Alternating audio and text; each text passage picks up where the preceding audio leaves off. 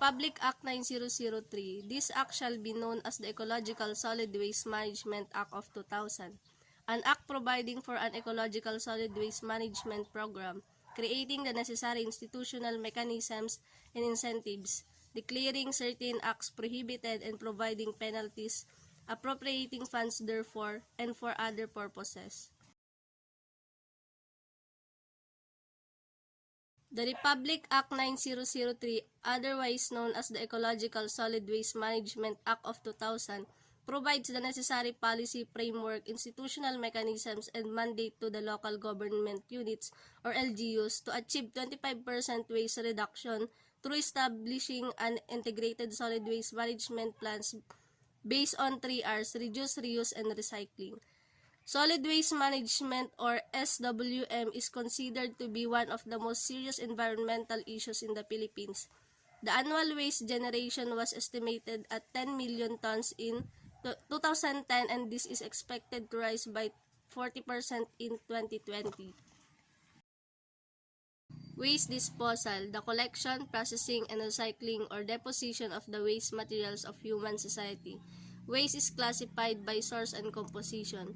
Broadly speaking, waste materials are either liquid or solid in form, and their components may be either hazardous or inert in their effects on health and in the environment. What is waste management? In simplest terms, waste management is the collection, transportation, and disposal of garbage and other waste products. The most significant type of waste that ends up in landfills is food. Aside from economic losses, food waste is also a producer of greenhouse gases. The second largest type of waste that is found in landfills is plastic. Plastic waste contributes greatly to climate change and poses a critical threat to pollution, biodiversity, and human health. While some types of plastic waste can be recycled, such as single-use plastic bags and straws, most WTOs can actually be recycled or reused. The term waste is typically applied to solid waste, sewage or wastewater, hazardous waste, and electronic waste. Tips on reducing waste and conserving resources. The 3 R's: reduce, reuse, and recycle.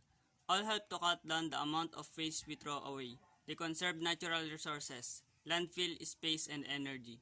Plus the 3 R's: save land and money. Communities must use to dispose of waste in landfills. Seating a new landfill has become difficult and more expensive due to environmental regulations and public opposition.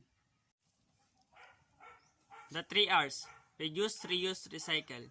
These 3 R words are an important part of sustainable living as they help to cut down the amount of waste we have to throw away. It's really simple. Reduce the amount of waste you produce. Reuse items as much you can before replacing them. Recycle items wherever possible. Using the 3 R's also helps to minimize the amount of space needed for landfill sites, where waste materials are disposed of. The 3 R's saves money and energy and reduces landfill. How can I reduce the amount of waste produced? The first R is all about creating less waste. Here are some of the ways you can do. Only buy what you need. Choose products with less packaging. Buy in bulk. Look for items that you can reuse. Reducing the amount of waste we all generate is a great way to benefit the environment. How can I reuse what I have? The second R looks at how you can use certain items again, ideally multiple times, before replacing them. Here are some ideas.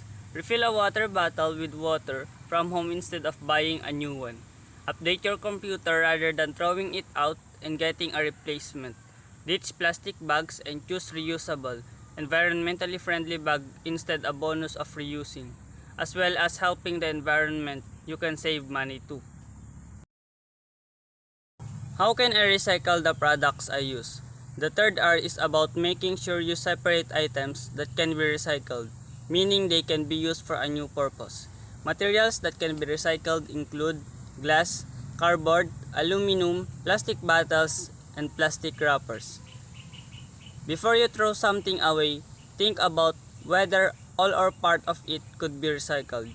The 3 R's, reduce, reuse, recycle, are all about minimizing the amount of waste we produce, reusing products as much as we can, and remembering to recycle any materials that can be used for a new purpose. Are there any more R's? Sometimes 2 more R's can be added to the 3 basic ones. Rethink can be added to the start of the list. It means we should think about the way our actions impact the environment. Recover is sometimes added to the end of the list. It refers to the act of putting waste products to use. For example, decomposing garbage produces methane gas, which can be recovered and burned to produce energy. Speedy summary. Reduce means to minimize the amount of waste we create. Reuse refers to using items more than once. Recycle means putting a product to a new use instead of throwing it away.